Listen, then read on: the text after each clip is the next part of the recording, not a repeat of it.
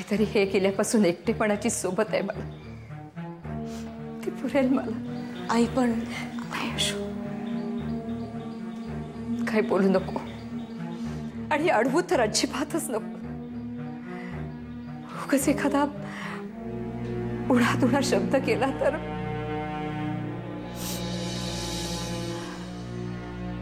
तुम्ही दोघं सुखाने संसार करा।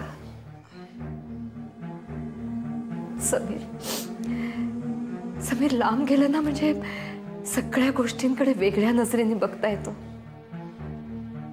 पाहूया जीवाची तगमग थांबतीये का वाढतीये।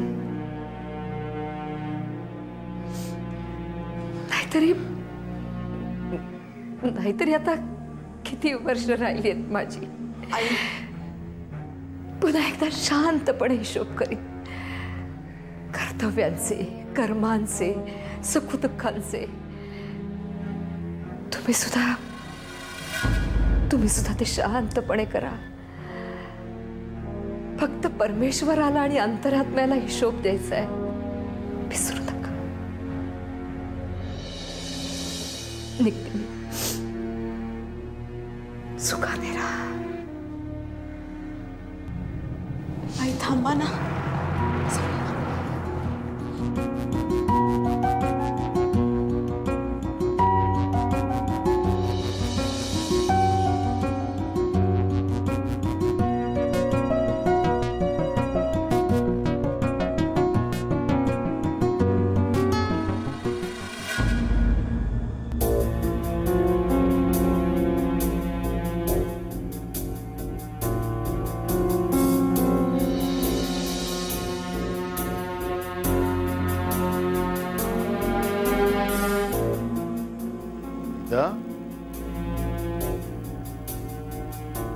मीता,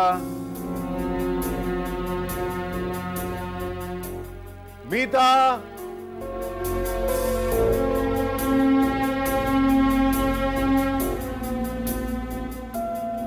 मीता,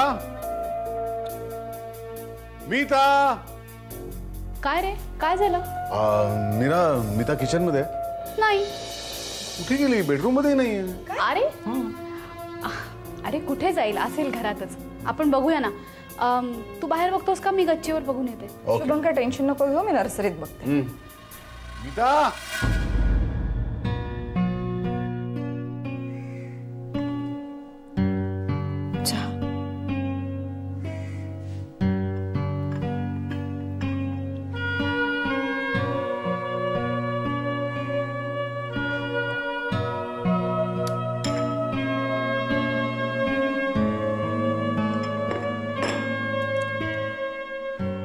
अजिबात चैन पडत नाही ग।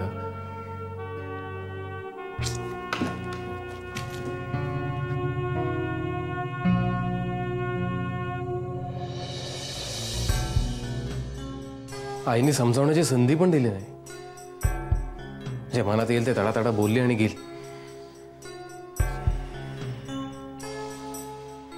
समीर, खरं तर माझीच चूक झाली। मीच मिसेस प्रधानांच्या दुःखात एवढी गुरफटून गेले होते।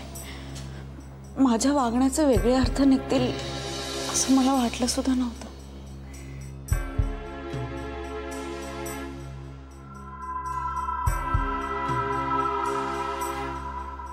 नाही अशोक,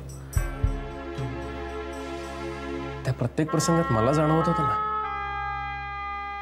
मला नेहमीच माहिती होतं की तुझं मन निर्मळ आहे। तू फक्त माझ्यावर प्रेम करतेस। त्यावेळी मी किती संतापलो, आरडाओरडा केला, पण अशोक त्यामुळे आपल्यातले बंध नाही तुटले। पण आई आपल्यापासून दुरावल्या।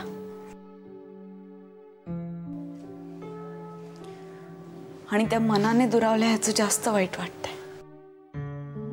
आणि या सगळ्यासाठी जबाबदार मी आहे।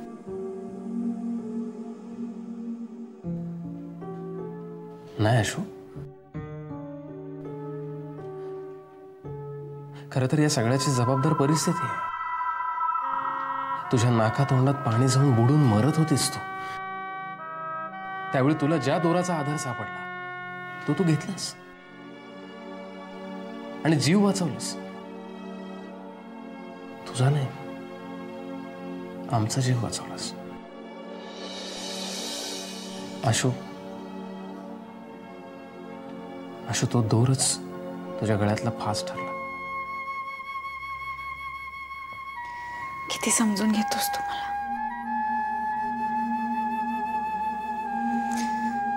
दादाबाईंनी पण मला नेहमी हेच सांगत असतात. काय? हेच की सरोगसी तुझ्या पचनी पडणं जितकं अवघड आहे तितकंच अवघड ते समीरसाठी आहे. म्हणून त्याच्या दृष्टिकोनातून विचार करायला कधी विसरू नकोस. खरंच आशू, दादाबाईंचा आपल्याला सपोर्ट आहे. त्यामुळे सगळी संकट, टेन्शन्स, दुःख सगळं शोषलं जातं. खरं आहे समीर, पण आई. आशू, तू तिची चिंता करू नकोस. आपलं दुसरं बाळ आलं ना की तिचा सगळा राग निवळेल आणि मग ती अन्वयला सुद्धा आपलं मानेल.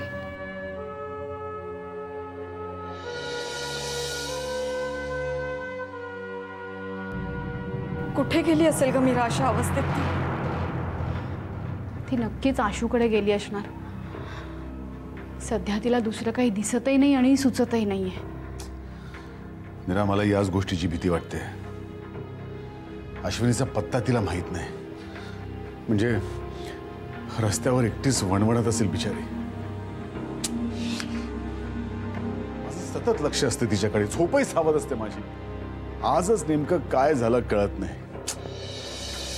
दादा, अरे प्लीज, तू असं काय करतोस रे? तू सुद्धा इतका दमलायस, तुझा सुद्धा बॅकलॉग आहे झोपेचा. स्वतःला नको ना दोष देऊस. खरंच नमिता कुठे गेली असेल? बाळाशिवाय दुसरं काही तिला दिसत नाहीये, सुचत नाहीये. आणि अशा अवस्थेत ती एकटी घराबाहेर. माझ्या डोक्यात नको नको ते विचार येत आहेत. शुभंकर, आपण पोलिसात जायचं का रे?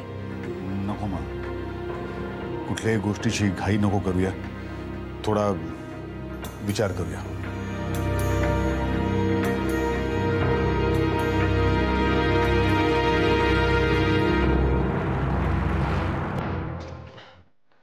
आणि अशोक, बारशाच्या वेळी तूच असं डिक्लेअर केलंस ना की आपल्याला दुसरं बाळ लवकर हवंय म्हणून.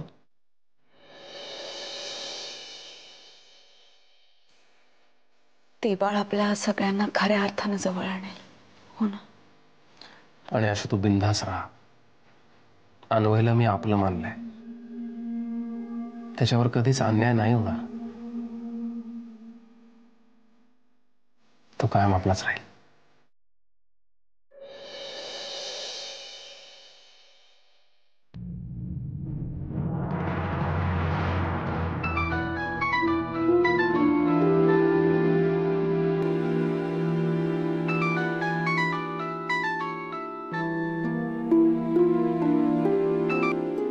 हॅलो.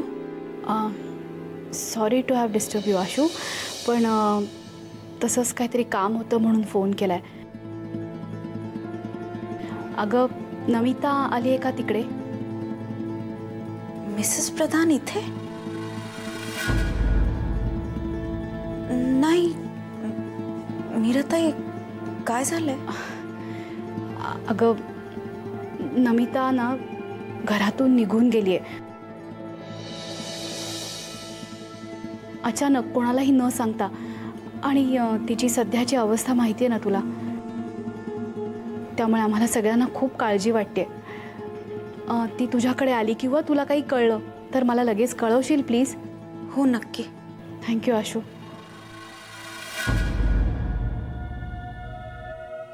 काय झालं? समीर, मिसेस प्रधान घरातून कुठेतरी निघून गेलेत, कोणालाही न सांगता. सगळ्यांनी शोधलं म्हणे सगळीकडे, कुठेच मिळाल्या नाहीत त्या. मीराताईंचा फोन होता, त्या म्हणाल्या की कदाचित त्या आपल्याकडे यायची शक्यता आहे. ही प्रधान फॅमिली आपला पिच्छाच नाही सोडत आहे ना.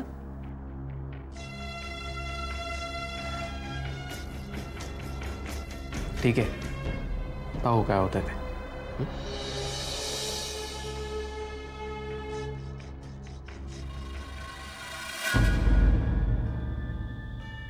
परमेश्वरा, कुठे गेली असेल ही पोर? तिच्या हातून चुका झाल्या मान्य आहे, पण एवढी कठोर शिक्षा नको रे देऊस तिला.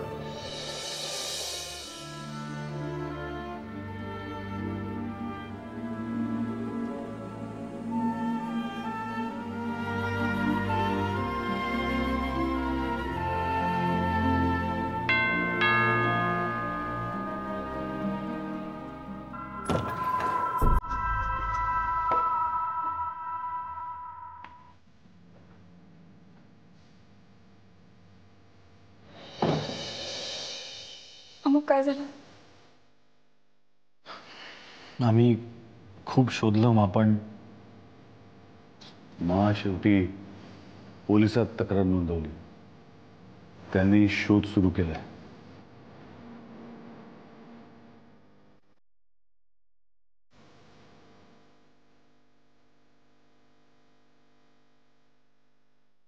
काय झालं?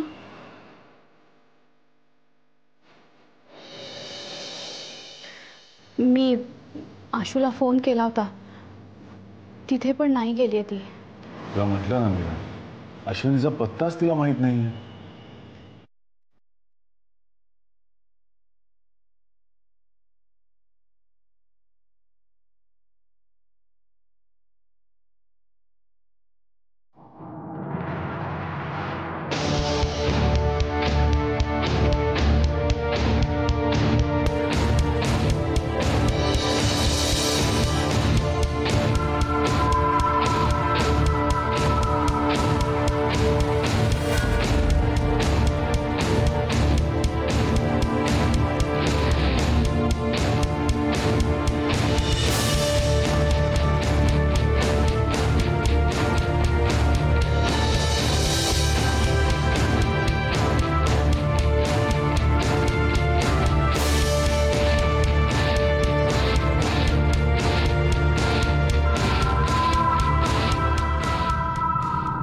नमिता आली होती का तिकडे?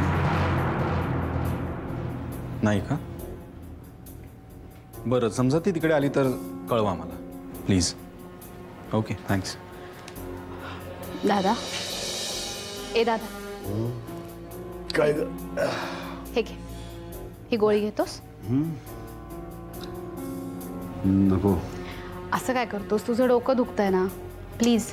ठीक आहे दादा, प्लीज घे.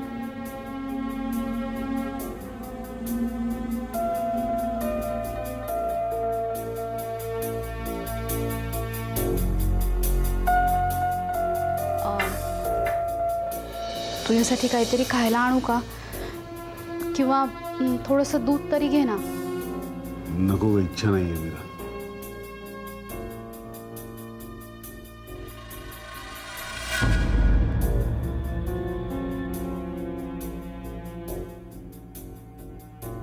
शुभंकर, नमिता जिथे जिथे जाऊ शकते तिथे सगळीकडे फोन करून झालेत माझे.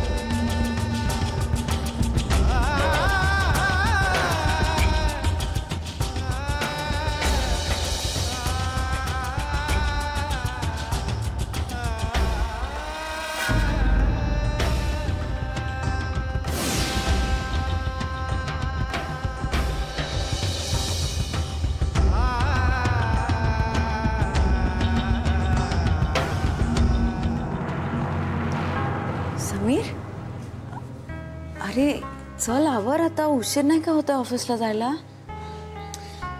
नाही, मी आज नाही जाते ऑफिसला. जर कणकण आले.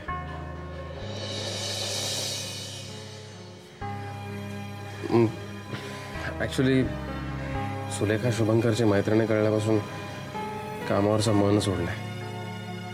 जावंसं नाही वाटत आहे ऑफिसला. समीर पण मला माहिती ती आपली रोजीरोटी आहे. आपण त्या कामामुळेच उभे राहिलोय.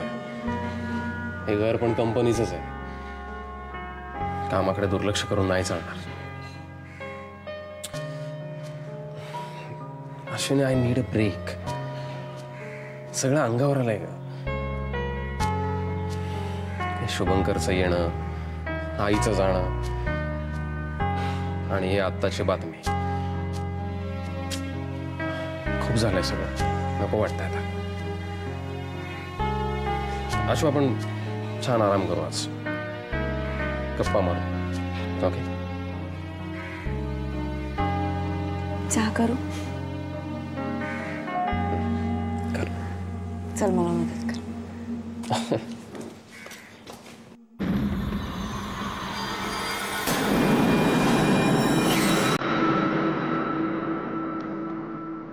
शुभंकर, काय झालं बाळा?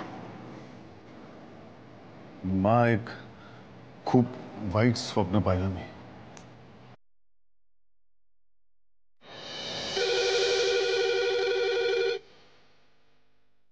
हॅलो, हां प्रधान मेन्शन. काय?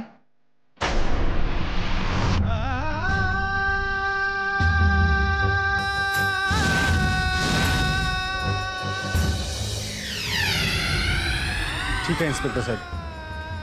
हो, आम्ही लगेचच येतो. थँक्यू. अमोघ, अमुक काय झालं?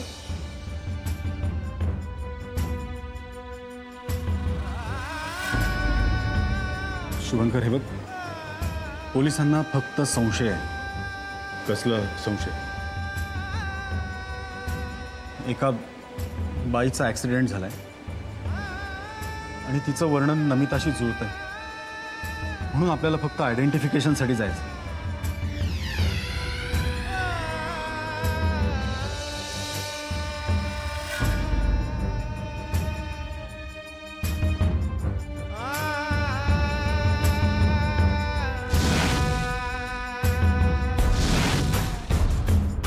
चल शुभंकर.